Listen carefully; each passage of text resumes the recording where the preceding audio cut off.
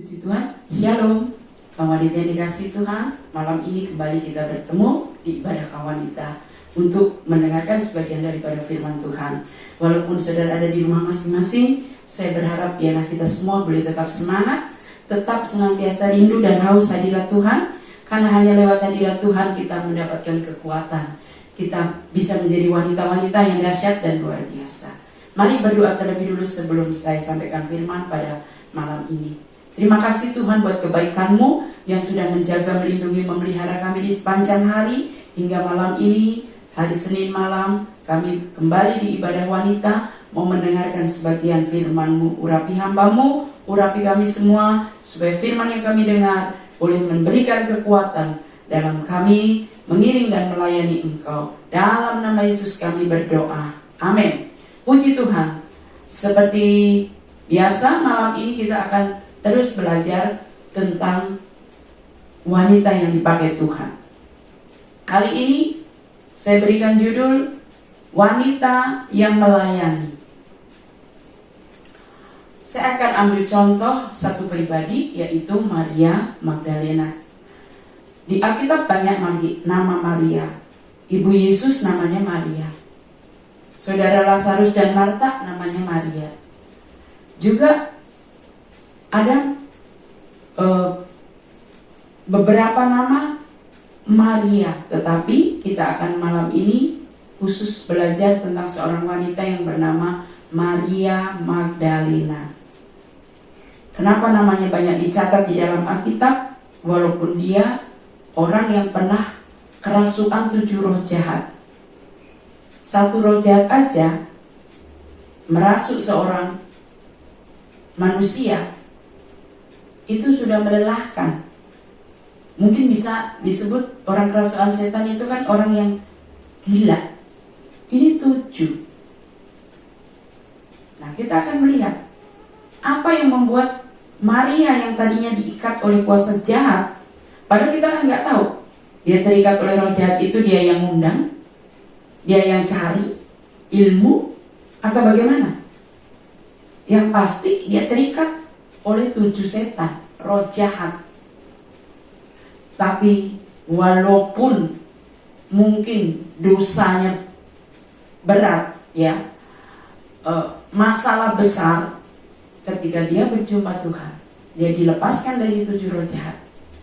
Dia menjadi seorang wanita yang melayani, seorang wanita yang setia kepada Tuhan. Itulah sebabnya namanya banyak dicatat di dalam Injil Matius, Markus, Lukas. Kita akan sama baca di dalam Lukas pasal 8 ayat yang kedua. Dan juga beberapa orang perempuan yang telah disembuhkan dari roh jahat atau berbagai-bagai penyakit, yaitu Maria yang disebut Magdalena, yang telah dibebaskan dari 7 roh jahat. Nah, saudara, di sini jelas yang kita mau bahas Maria Magdalena. Tapi di dalam ayat ini disebutkan dia yang terikat oleh 7 setan, 7 roh jahat.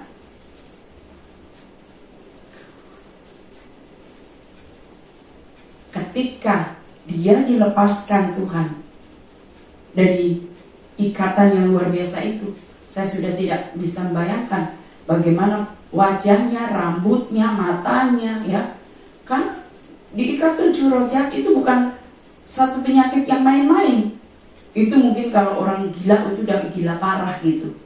Tapi lihatlah, ketika Maria Magdalena berjumpa dengan Tuhan, dia benar-benar intim dengan Tuhan. Tidak pernah melepaskan Tuhan dalam hidupnya. Jadi hidupnya hanya Tuhan, Tuhan, Tuhan, Tuhan, dan Tuhan. Dia tidak lagi kerasukan setan, dia tidak lagi kena penyakit lama kambuh, tapi dia menjadi wanita yang istimewa. Sampai-sampai beberapa kitab Injil mencatat namanya.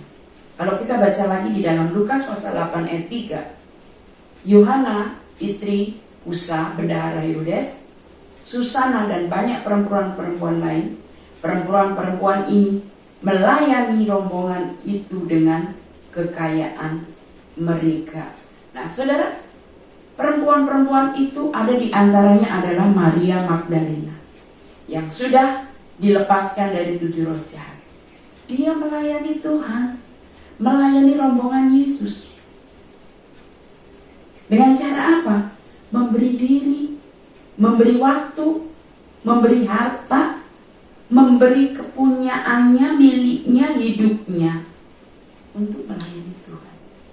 Itu yang membuat Maria Magdalena walaupun tadinya terikat oleh iblis, ya milik iblis lah istilahnya. Setelah berjumpa Yesus, jadi milik Yesus, dia jadi wanita yang istimewa, wanita yang spesial, melayani Tuhan. Namanya banyak dicatat di dalam Alkitab. Rohaninya makin meningkat kalau nanti kita lihat. Kenapa Maria Magdalena melayani Tuhan? Itu sebagai tanda ucapan syukur. Seharusnya kita sebagai wanita, kita juga menjadi wanita-wanita yang jangan bosan dan jangan lelah melayani Tuhan. Dengan apa yang bisa kita lakukan.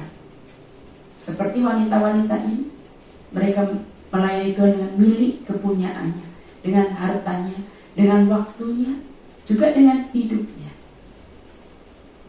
Itu sebagai ucapan syukur kita kepada Tuhan. Karena kalau kita membalas kebaikan Tuhan, itu terlalu banyak. Mungkin malam ini saudara berkata, saya belum pernah terikat oleh setan, saya belum pernah mengalami mujizat sehebat itu. Saudara, kita harus menyadari, kita ada sampai hari ini, semua karena Tuhan. Kita sekarang jadi milik Tuhan, itu kebaikan Tuhan. Kalau enggak, kita ada di luar sana, kita enggak tahu, menjadi orang yang tersesat. Tapi kalau kita sudah ada di dalam anugerah Tuhan, kita boleh percaya Tuhan, kita boleh memiliki keselamatan, kita disembuhkan dari sakit, kita disembuhkan dari rasa takut, khawatir, dan cemas. Itu adalah karunia Tuhan, berkat Tuhan yang patut kita syukuri. Dan mari kita belajar seperti Maria Magdalena dan wanita-wanita yang lain ini. Mereka memberi diri untuk melayani Tuhan, setia datang mengucap syukur kepada Tuhan dengan cara memuji Tuhan, melayani Tuhan. Seperti Yesus pernah memberi perumpamaan dalam Lukas pasal 17 ayat 12 sampai 19. Ada 10 orang kusta. Mereka semua sakit kusta. Dan sakit kusta itu adalah penyakit yang sudah tidak ada harapan di zaman itu. Karena pasti dia dikucilkan sampai mati, gak bisa bertemu dengan kerabat, keluarga, dan familinya. Tetapi hari itu 10 orang sakit kusta ini percaya Tuhan Yesus sanggup sembuhkan. Dia datang kepada Tuhan Yesus. Lalu sementara dia datang kepada Yesus, Yesus bilang, pergilah kepada imam. Karena waktu itu yang menentukan penyakit itu sudah sembuh itu imam. Ya, lalu ketika dalam perjalanan menuju kepada imam, ternyata di jalan, kita sudah tahir. Kita sudah tahir. Karena Yesus sudah sembuhkan. Ke imam itu kan banyak untuk memastikan. Kalau sekarang saudara sembuh dari kanker oleh mujizat, sekarang pergilah ke dokter untuk minta itu bukti bahwa kanker itu sudah nggak ada. Seperti itu yang dilakukan oleh 10 orang kusta ini. Tetapi apa yang terjadi? Hanya satu yang kembali datang kepada Yesus untuk mengucap syukur. Sehingga Yesus bertanya, bukankah tadi yang datang kepadaku 10 orang? Kok hanya satu yang datang kembali padaku? Kemana yang 9 itu? Berarti Tuhan itu sangat rindu ketika kita ditolong oleh Tuhan, mengalami pertolongan, keselamatan, kesembuhan. Kita bersyukur, berterima kasih. Itu bukti bahwa kita beriman, Yesus sudah menyembuhkan kita, menolong kita. Nah saudara, kalau kita maju lagi, bagaimana kita boleh melihat Maria Magdalena ini? Dia orang yang tahu berterima kasih. Tuhan senang karena dia memberikan ucapan syukur kepada Tuhan dengan cara melayani rombongan Yesus. Kalau kita baca di dalam Matius pasal 27 ayat 55 sampai 56, dan ada di situ banyak perempuan yang melihat dari jauh, yaitu perempuan-perempuan yang mengikuti Yesus dari Galilea untuk melayani dia. Di antara mereka terdapat Maria Magdalena dan Maria ibu Yakobus dan Yusuf dan ibu anak-anak Zebedeus. Di sini kita melihat Maria setia mengikuti Tuhan Yesus. Bahkan dalam pelayanan Yesus, paling tersulit ketika Yesus berdoa di Bukit Zaitun dan akhirnya di Taman Getsemani dan akhirnya ditangkap oleh imam-imam, diadili, diarak, lalu diseret naik ke Gunung Golgota. Di situ murid-murid semua ketakutan, termasuk Petrus. Yohanes yang tadinya setia nggak tertulis di situ. Semua melarikan diri, takut gurunya ditangkap, yakini. Bahkan Petrus menyangkal 3 kali, nggak mau ngakuin kalau dia murid Kristus. Takut disalib juga, takut dihukum juga. Tapi apa yang dilakukan oleh Maria Magdalena? Maria Magdalena mengikuti dari jauh terus. Jadi ketika Yesus dibawa ke Pilatus, Yesus dibawa ke Kayafas, Yesus kemudian naik ke Gunung Golgota, lalu dipaku disalib, Maria ada di sini. Jadi sejak dia mengalami Tuhan, dia terus setia mencari Tuhan. Dia terus setia iring Tuhan. Dia mengalahkan rasa takut dan cemas. Ya, kalau ketahuan dia murid Kristus bisa jadi dia dihukum. Tapi cintanya kepada Tuhan mengalahkan rasa takut itu. Bagaimana dengan pengiringan kaum wanita semua? Apakah kecintaan kita kepada Tuhan sudah bisa mengalahkan rasa khawatir, takut, cemas, ya, yang dunia seringkali tebarkan untuk menakut-nakutin kita, membuat kita ibadah gak nyaman, membuat kita ibadah gak tenang? Masihkah kita mau beribadah, mau berdoa, menyembah Tuhan di situasi yang tidak aman dan tidak tenang? Tetapi Maria Magdalena, dia setia mengiring Tuhan sampai Yesus mati di kayu salib pun Maria ada di sana. Dia seorang murid Kristus, wanita yang setia. Kemudian kalau kita maju di dalam Matius 27 ayat 61, tetapi Maria Magdalena dan Maria yang lain tinggal di situ, duduk di depan kubur itu. Bukan sampai di kematian. Bahkan ketika Yesus dibawa oleh Yusuf Arimatia ke kuburnya untuk dimakamkan di sana, Maria Magdalena dia ada di sana. Maria Magdalena melihat dengan mata kepala, menyaksikan bagaimana Yesus dibaringkan di kubur milik Yusuf Arimatia. Kalau kita baca itu di Markus 15 ayat 47, Maria Magdalena dan Maria ibu Yoses melihat di mana Yesus dibaringkan. Lalu ayat yang ke-16, Markus 16 ayat 1. Setelah lewat dari Sabat, Maria Magdalena dan Maria ibu Yakobus serta Salome membeli rempah-rempah untuk pergi ke kubur dan meminyaki Yesus. Saya terlalu yakin hati Maria Magdalena itu sudah istilahnya sedih, hancur. Kenapa? Guru yang dia kagumi tiba-tiba mengalami penderitaan yang sangat luar biasa. Dicambuk, dipaku, disalib. Belum selesai rasa sedihnya. Dia tidak, orang kalau sedih kan biasanya nggak melakukan apa-apa. Udah pulang, sudah selesai kan pemakaman, menangis saja di rumah. Tidak begitu dengan Maria Magdalena. Dia pergi ke pasar memberi rempah-rempah. Dia masih punya rencana untuk merempahi kaki Yesus, tubuh Yesus. Di dalam Markus 16 ayat 1, membeli rempah-rempah. Berarti dia keluar rumah, membeli rempah-rempah. Dan setelah dibeli, dia berencana untuk pergi ke kubur untuk merempahi mayat Yesus. Lukas 23 ayat 55. Dan perempuan-perempuan yang datang bersama-sama dengan Yesus dari Galilea ikut serta, dan mereka melihat kubur itu dan bagaimana mayatnya dibaringkan. Dan setelah pulang, mereka menyediakan rempah-rempah, minyak dan mur. Bukan hanya rempah-rempah, tapi minyak dan mur. Jadi segala perlengkapan untuk membasuh mayat zaman itu dilengkapi oleh Maria Magdalena. Seharusnya dia adalah malam, udah cari rempah-rempah. Kemarin seharian dari pagi subuh mengikuti Yesus ya, mulai dari siksaan sampai ke Bukit Yorjuta.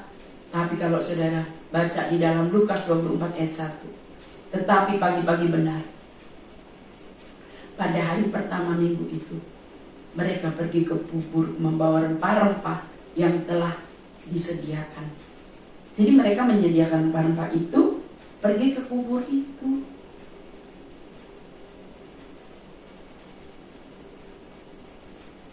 Situasi masih gak aman, saudara. Murid-murid yang lain ada yang pulang ke Emos, karena mereka berpikir guru yang tadinya bikin mujizat, kasih makan tiap hari, bikin mujizat 5 roti 2 ikan, bisa, intinya sudah tergantung penuh kepada Yesus, tiba-tiba Yesus mati di kubur. Tapi Maria, dia tetap mengamati, mengikuti perjalanan, bahkan mayat Yesus telah dikubur, dia ada di situ. Dia menyiapkan rempah-rempah. Ini yang disebut pengikut Kristus sejati. Rasa lelah, hancur hati, kesedihan, kehilangan, itu tidak membuat Maria Magdalena lalu tidak setia kepada Tuhan. Dia tetap setia. Seharusnya kita juga sebagai wanita-wanita yang sudah ditolong Tuhan, ditebus Tuhan, di dalam kita bersih ibadah kepada Tuhan, kita juga mempersiapkan. Karena kalau waktu itu kalau nggak dipersiapkan pasti ada saja halangannya. Seperti malam ini, saudara dengar renungan, pasti ada saja halangannya. Ya setidaknya kalau nggak pas tepat waktu jam 7, tetap kita usahakan untuk terus bisa beribadah, mendengarkan renungan. Karena itu adalah bukti cinta kita, kesetiaan kita kepada Tuhan. Ibadah yang sejati itu memberi waktu, memberi diri kita kepada Tuhan. Situasi sulit bukan alasan bagi kita untuk tidak lagi memberikan yang terbaik untuk Tuhan. Saat kita mendengar firman, berdoa, beribadah, itu kita sedang memberi waktu, memberi diri, memberi hidup untuk Tuhan. Nah, bukti bahwa Maria ini setia, dan orang yang setia itu Tuhan tidak biarkan. Tuhan itu pasti melihat apa yang kita lakukan. Maria Magdalena, dialah wanita pertama setelah kematian Yesus yang dijumpai oleh malaikat Tuhan. Jadi Tuhan Yesus tahu kepedihan hati Maria. Yesus tahu kepedihan saudara. Kalau Yesus melihat hati kita, kecintaan kita, kesungguhan kita, ketulusan kita kepada Tuhan, Tuhan tidak segan-segan untuk mengutus malaikatnya, memberi jawaban doa, memberi penghiburan, memberi kabar baik, membukakan rahasia firman. Kalau kita baca di dalam Matius 28 ayat 5, kan tetapi malaikat itu berkata kepada perempuan-perempuan itu, janganlah kamu takut, sebab aku tahu kamu mencari Yesus yang disalibkan itu. Bayangkan, Maria dia seorang wanita. Yang zaman itu sebagian orang masih menganggap wanita itu nomor 2. Tetapi Maria Magdalena berjumpa dengan malaikat Tuhan. Selain Maria ibu Yesus, ternyata Maria Magdalena dia dijumpai oleh malaikat Tuhan di kubur, karena dia mau, Tuhan tahu ya kesedihan yang dalam yang dialami oleh Maria karena kehilangan Yesus. Tidak banyak loh tokoh di dalam Alkitab itu yang didatangi malaikat. Tapi Maria Magdalena berjumpa dengan malaikat Tuhan. Bahkan malaikat itu berbicara, menyampaikan kabar. Apa kabarnya? Maria jangan sedih, karena Yesus yang kamu cari itu, dia bangkit. Karena waktu itu Maria terkejut, batu sudah terbuka, jangan-jangan Yesus dicuri. Karena di luar tiup gosip Yesus dicuri oleh murid-murid sendiri, atau ada yang bilang dicuri orang. Tapi malaikat itu memberitakan Yesus sudah bangkit. Kesedihan hati terobati. Yang tadinya menyangka mayat Yesus hilang, dicuri orang, tapi malaikat itu memberikan keteguhan bahwa Yesus tidak dicuri orang, tapi dia bangkit. Maria juga orang pertama yang dijumpai Yesus saat kebangkitan. Coba kita baca Markus 16 ayat 9. Setelah Yesus bangkit pagi-pagi pada hari pertama minggu itu, ia mula-mula menampakkan dirinya kepada Maria Magdalena. Daripadanya Yesus pernah mengusir 7 setan. Jelas Injil Markus mencatat ketika Yesus sudah bangkit, ya, setelah Yesus bangkit, Yesus menemui Maria Magdalena yang pernah dilepaskan dari 7 roh jahat. Bayangkan, dalam tubuh kebangkitan Yesus menemui Maria, berarti kesetiaan, kecintaan Maria kepada Tuhan itu dilihat oleh Tuhan. Yang datang ke kubur itu banyak wanita kan, tapi yang pertama kali melihat Yesus itu Maria Magdalena. Kalau kita baca Yohanes 20 ayat 14 sampai 16, saya tak akan bacakan. Di sana yang datang ke kubur itu beberapa wanita, tapi yang pertama kali melihat Tuhan Yesus adalah Maria Magdalena. Karena Tuhan Yesus tahu kesedihan hati Maria, sehingga ia menjumpainya untuk orang pertama yang dijumpai. Lalu ayat 18 Yohanes 20, Maria Magdalena berkata kepada murid-murid, aku telah melihat Tuhan. Dan ternyata yang berani bersaksi, menyampaikan kabar baik ini kepada murid-murid lain yang nggak tahu di mana, ngumpet atau apa. Yesus sudah bangkit. Maria bukan hanya setia, tapi beriman, berani menyampaikan kabar baik. Nah, saudara, dan Maria juga setia mencari Tuhan. Pagi-pagi dia mempersiapkan rempah-rempah, minyak dan mur untuk berjumpa dengan Tuhan. Bukankah di dalam Yesaya 55 ayat 6 dikatakan, carilah Tuhan selama ia berkenan ditemui, berserulah kepadanya selama ia dekat. Nah, saudara yang dikasih Tuhan, wanita yang saya cintai, saya kasih di dalam Tuhan, Maria Magdalena adalah saksi Tuhan yang pertama.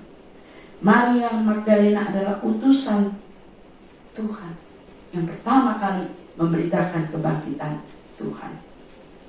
Yohanes 20 ayat 17, kata Yesus kepadanya, janganlah engkau memegang aku, sebab aku belum pergi kepada Bapa, tetapi pergilah kepada saudara-saudaraku dan berkata, katakanlah kepada mereka bahwa sekarang aku akan pergi kepada Bapakku dan Bapamu, Allahku dan Allahmu. Saat Maria bertemu Yesus, Maria Magdalena ini seperti biasa dia mau bersujud, menyembah, mengurapi Yesus, mungkin mencium kakinya, memeluk kakinya. Tapi Yesus bilang apa? Jangan sentuh aku. Aku belum pergi kepada Bapamu dan Bapakku, Allahmu dan Allah. Belum naik ke surga. Nah, tapi pergilah, beritakanlah berita kebangkitan ini kepada saudara-saudara. Dan Maria melakukan itu. Maria dengan sukacita menyampaikan berita kebangkitan Tuhan. Tercatat di Matius 28 ayat 7. Dan segeralah pergi dan katakan kepada murid-muridnya bahwa ia telah bangkit.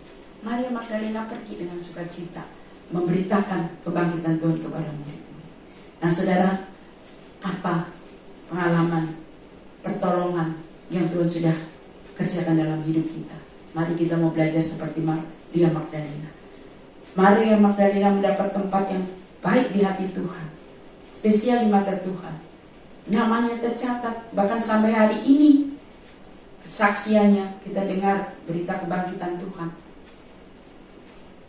Karena kecintaan, kesetiaan yang tulus dari wanita yang tadinya diikat setan, 7 roh jahat, tapi dilepaskan oleh Tuhan dan menjadi orang yang tahu bersyukur, bahkan tahu bersaksi.